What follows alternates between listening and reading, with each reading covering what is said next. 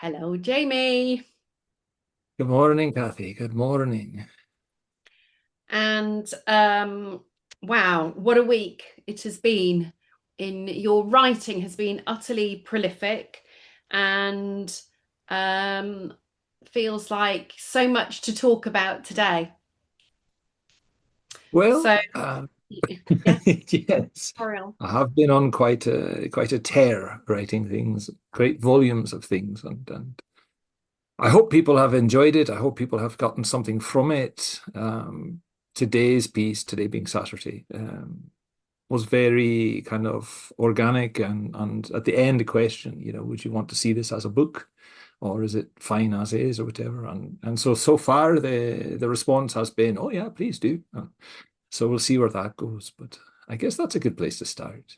Yeah, let's talk about today's essay. Aye, sure, why not? Yeah. Or or this week's. What the one? Let's think about the book. What would the book look like? What would you envisage in the book? Well, I think over the course of the last few weeks, you and I speaking, we've kind of acknowledged, accepted that we've really been talking more about processing in general, the brain in general, Yeah. the landscape, the field in general, than just language. I know professionally you're a language therapist. Professionally, I teach language, right? But we're really talking about an ecology. And so from that standpoint, something that I wrote in 2022 about classroom ecologies having to do with kind of autistic behaviors and stuff and alexithymia Hmm. sprung into my head again, as it always tends to do. And talking about ecologies and Gestalt processing as an ecology, as Hmm. a cognition, sovereign, not a dysfunctional analytic processor, not something that needs to be remedied, but something Mm. that is, an original state, a default Yeah. state, and that we are not defective analytics. We are perfectly capable Gestalt processors, and kind of agreeing that I don't necessarily like the term, but I don't want to ditch it because I want the connection to the lineage, the Gestalt philosophy, and all of the people that have come before. I don't want to divorce myself from that or the work from that. So it's kind of it's comfortable for now, I guess. Mm. And I guess when we uh, think about when we what most folks, so for me as a speech and language, going back to what you were saying as a speech and language therapist, I was taught in university that language arrives piece by piece. But we know through our conversations and through my work that I do on a day-to-day basis and my sharing with other colleagues worldwide that actually it isn't just about piece by piece, that minds, how they are processing in wholes. And and so is it just then that the language is then catching up? What do you feel? I don't know necessarily the language is catching up. I think we start with the whole, Yeah, yeah. right? We start with the whole of it and the meaning of it and all of this stuff. And even Teresa, my wife, she has trouble understanding this. When I say something to her like, I was in love with you the day I met you. I would have married you that day, right? She can't understand that because she's not a Gestalt processor. She's not autistic, right? And so I tried to explain it to her that meaning comes first, not last, right? And so for me, and the way that my brain works, the Gestalt way or whatever, I can see the entirety of it. And then, when we talk about relationships and stuff, in the past, people have chipped away at meaning by prejudices, by, mean words or whatever. And so then we start in love and we fall out of love via evidence, right? Whole to part. Um, so the whole arrives before the steps. The whole concept arrives before the words do. Mm. And I trust the patterns. To me, that's the proof. And then the translation for me is to put it into plain English, right? Or German or whatever I'm writing in. Yeah. And so I write a lot and use the word constellation because oftentimes it takes me 6 articles, it takes me 10 articles because these are parts of a constellation. Your initial question required 7 essays, right, in a constellation. And then from that standpoint, I think I've written 20 more and I'm still not Mm, satisfied with the answer. And so, this gets all philosophical, and I try not to put my college professor, philosophy hat on, but most people are taught a certain form, right? mm, Moves linear, right? Chronos rules the land. But yeah, for Gestalt processors, our brains don't operate in chronos. We operate in kairos. We have recursivity. We have this wholeness. We have this meaning time that works backwards and forwards, right? And so sometimes I find that something pops in my head. My brain has responded to some kind of weather pattern or whatever that I cannot understand. I don't understand it. I'm speaking, right? My process of using technology to help me. I'm just kind of babbling at the computer. And I use Google Notebook LM, and it assembles all of these kind of random snippets and stuff. And then I ask it to make a mind map for me, and it makes a mind map. And sometimes it's like, Jamie, I don't know what the hell you're doing here. Right? So it just kind of throws an error, you know. But it is a trusted friend at this point that I pay for. mm, But eventually I just kind of, okay, here's some coherence on what I've put together, I think, and I'll write it. And I won't be happy with it, but it's there. And mm. then 10 days later, a month later, 3 years later, something happens in my life that when you view it against the thing that I wrote previous now makes perfect sense. So Mhm. essentially, my brain in Kairos is writing the relational field necessary for something that will happen in the future to land in, and then it will make perfect sense. Um, and it happens, kind of retroactive, like something makes sense to me. Like today's article, when I wrote it, I think maybe a week and a half ago, um, my brain was rethinking something I wrote about classroom behaviors and alexithymia in 2022, right? And so it basically woke up and said, "Oh wait, hang on a minute, I think there's something else there." Mm, And then it dumps, this entire whole piece, and I have to make sense of it. mm, But as I was working through it, and as I'm again kind of barking at the computer, I begin to notice like I'm not writing an article here. I'm writing an outline for a book. Oh crap. Right. Do I want to do this? And so at the end, I ask a question, would you want a book like this? And so it eventually becomes sections and parts and chapters and whatnot. And of course, we mentioned the lineage and natural language acquisition frameworks and Marge's work and so on. Um, and then, I bring back some of that psycholinguistics research and mm. stuff that I did earlier in the week about multimodal gestalts and the word itself as a whole gestalt, and I've also noticed that Notebook has, because it's multilingual, like the Google space is multilingual and it auto detects, it's now returning things to me in languages that I've given it, right? Interesting. um so when I mention ein Augenblick, right, it's now kind of anticipating like, hey, some of these words in the languages that you speak at me would be more appropriate in this space, right? And so a little bit of that is kind of filtering into my writings as well. And I do mention it, I call it out like, I'm using this word because, it makes more sense. Or with the Schachemann's work on that kind of compressed world into a whole, Mm, just a single word, um, because I want people to be able to find the research, and I figure people that are reading his research are searching in Russian language script, and so I would put the parentheses and then it written out in Cyrillic and so on to try to maintain the fidelity of that. Um, but I don't know.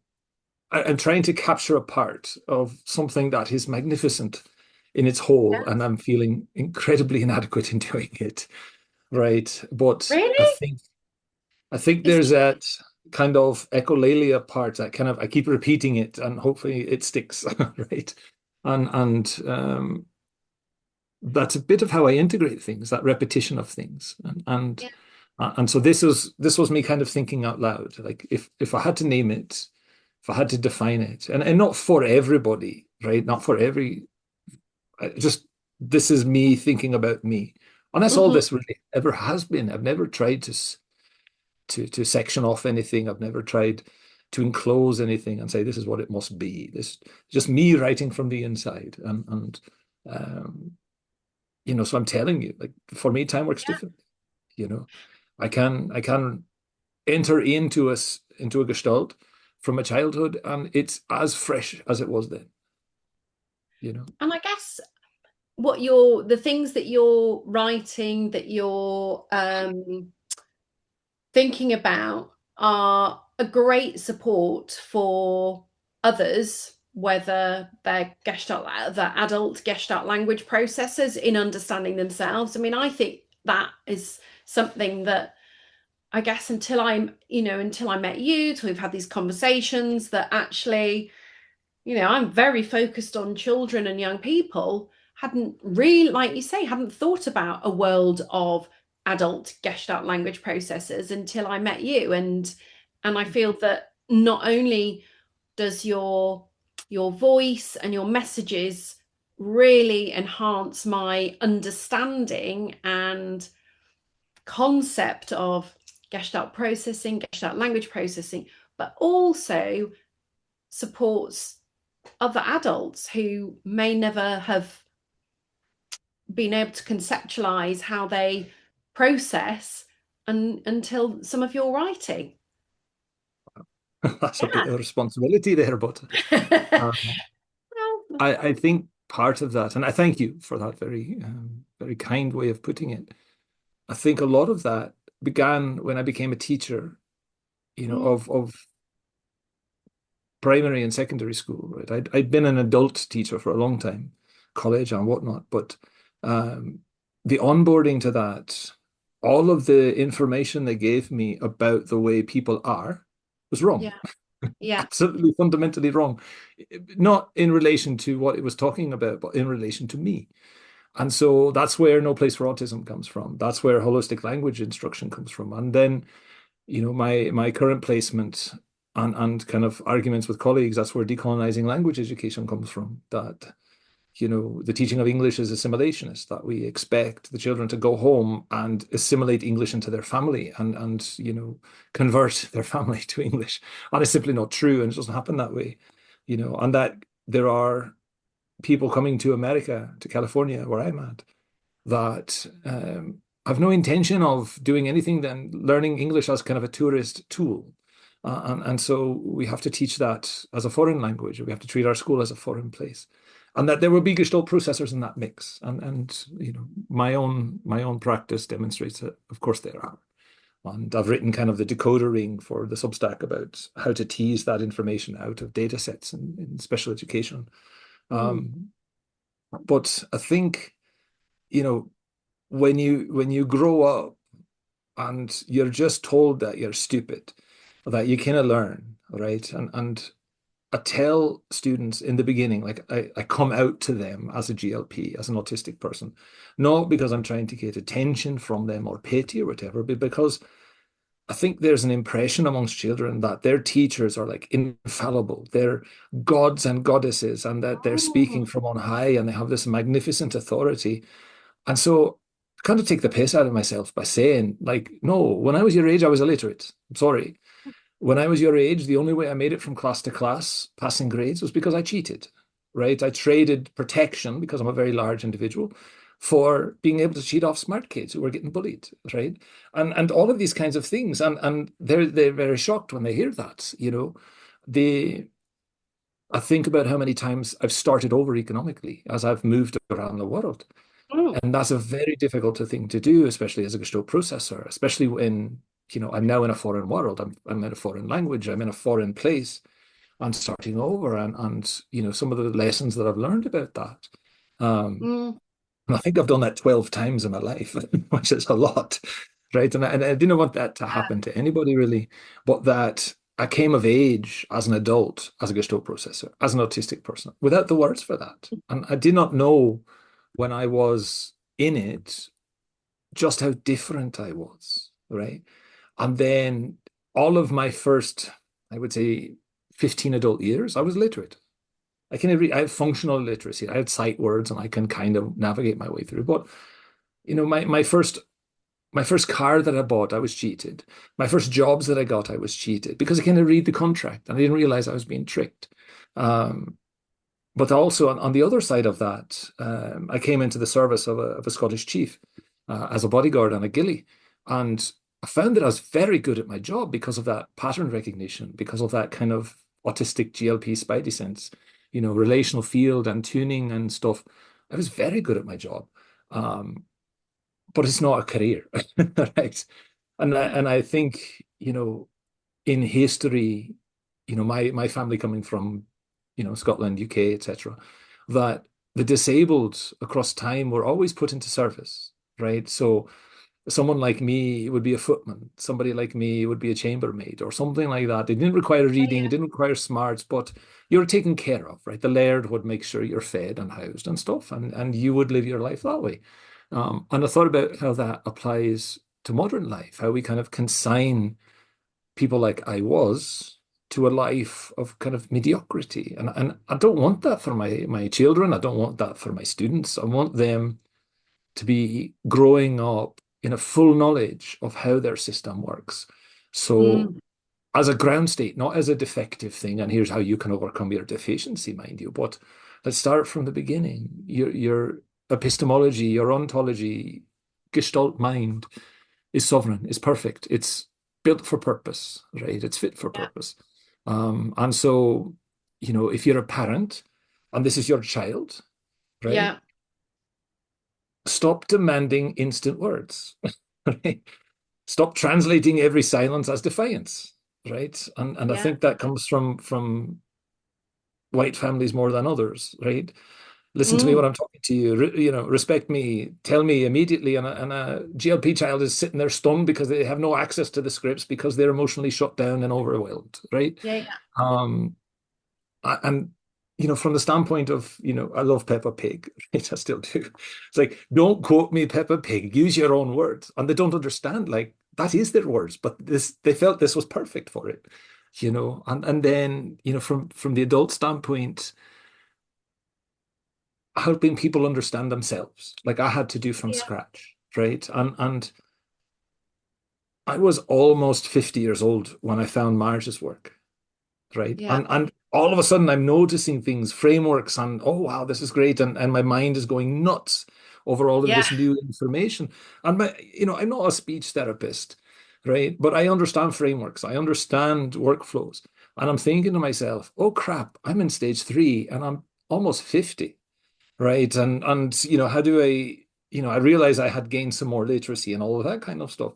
And then using that framework on myself, because there really aren't no, my speech and language work was done in occupational therapy because I was an adult. And my Mm. occupational therapist had no idea what to do with me. And so the recommendation was improv theater, right? And oddly enough, the way things work, because of that work in improv theater, not just in speech and stuff, but that's how I ended up in forensics. So it's kind of a weird kind of connections thing. But I had fun in there because there was no expectations. It was silly. It was, whatever. And so I could Mm. hoover up scripts from the people around me. And that kind of translation labor that goes on in your head as you're trying to figure out the right things to say, a lot of that barrier was removed in improv. And Mm. so I think, and also being Gen X, we didn't care if we were silly, right? Today's children, they're so worried about image and, TikToks and whatnot, but we didn't have mobiles, No. recording our every move and stuff like that, And then I think about, that occupational therapist and, people in your profession, my profession, right? If you have no idea that this exists, Mm. then a lot of what you're doing is wrong, right? Mm. And so I mentioned that today's piece came from my mind reorganizing, rethinking about a 2022 piece. And that came from kind of my first year at my current school, where I'm seeing a behaviorist working with an autistic student who's completely out of control, the student, and she does not know what to do with him. And so I'm new there. She knows I'm autistic, so she asks me, professionally, like, what would you do with the child? And so Yeah. I said, I don't know, right? But is he alexithymic? I know he's autistic, but is he alexithymic? And she had no idea what I was talking about. No. And sometimes I can get blunt when I'm stressed or whatever. And I said, Ma'am, if you don't know what alexithymia is, why are you working with autistic children? And she took me as being rude, and I probably was. But I took a moment and I kind of observed things and the whole class and just how I felt in the class and stuff. It was very hectic. And so I can tell he's obviously overstimulated and stuff. And so I asked the boy, um, he was in the eighth grade at the time, come outside with me. And I introduced myself because I was there to visit because he was on my caseload. It's a brand new caseload for me, a brand new school. And I introduced myself. Hi, I'm Dr. Horrocks. You can call me Dr. H if you can navigate that name, right? And I'm standing there and I'm leaning against the outside wall and it's stucco. It's lots of little raised pieces and stuff. And for me, it's a stim. And so I'm explaining to him, I say, young man, notice how I'm standing here. I'm standing here and I'm just kind of rubbing the wall. And you may think, what's Dr. H on about? But I was just in your classroom. It's madness in there. It's overwhelming for my system. I'm autistic. And right now I'm using this little bit of pain, little bit of pressure on the stucco wall to kind of focus my attention and regulate so I can calm myself down. Would you like to try it? And so he did. And it's like, oh, wow, Dr. H, that actually kind of works. Right. And we became besties at that point. And I'm going to cry in June when he graduates from high school with top marks. Right. He's a wonderful young man. But that piece, that behaviorist kind of critique that I wrote in 2022, I submitted it all around to all the journals, and it was very well referenced and everything, and it was all rejected because it didn't fit the current form. And so that's the piece that landed me on Substack. It's like, well, I don't know what to do with this, but it has to go somewhere. And so that Mm. was, my drive to get to Substack. So that whole thing kind of my head, like it triggered like, what do I need to do about this? That particular Mm. student, that particular thing, and just kind of an explanation and how my practice as a case manager has evolved over time to now, with the professional safety of lifetime tenure and lifetime credential, I can kind of be myself, in reporting and stuff, and I can say things that I want to not get fired now, right? Yeah. Which is kind of fun, but explaining to parents like this is epistemology, this is the way of knowing of your child, this is how they make meaning. Yes, it's political because it challenges the book publishers, it challenges psychology and psychiatry, you know, um, but it But do you is a not primary find, mode of yeah, human cognition. I don't know how else to say that, yeah. right? But I guess in my world, as you say, I'm a speech and language therapist. I don't feel like I know more than the families, those particularly those parents that of GLPs that I'm supporting. It's that they arrive and know and understand their child's processing much better than I do.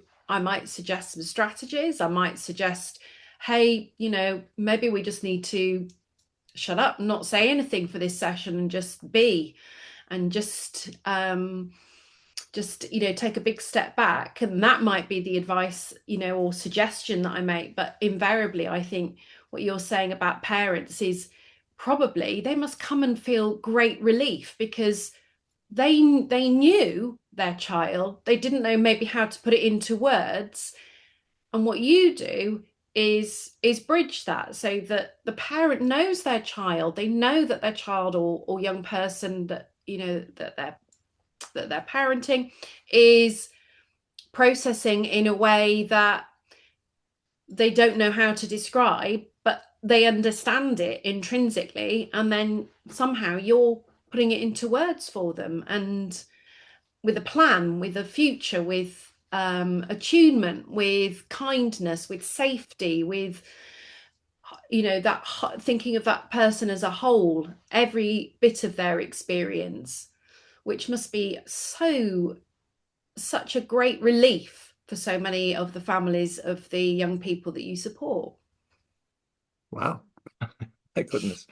I don't know what to say to that. I think, part of it is just kind of Scottish sensibility, right? The kind of Gaelic welcome of, here's a cup of tea, have a seat. Would you like a bite to eat? Okay, what are you doing? What do you need? Right.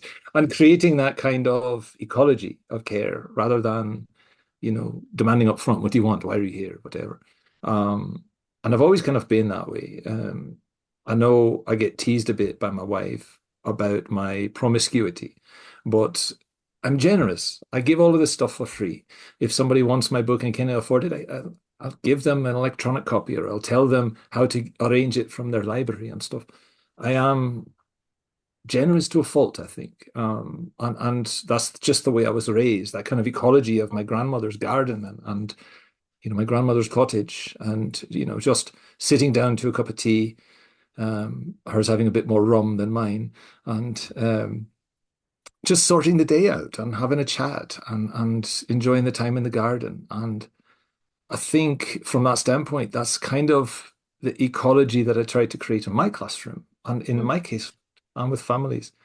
And everything tends to sort itself out when people are safe and guided and so Mm. on. And, to your comment about, putting things to words, I should be very clear. I don't do it for the reader. I do it for myself, right? Yeah, Because I don't have the words. And I think I've said this before here, whenever I'm going into a meeting with parents, I'm terrified.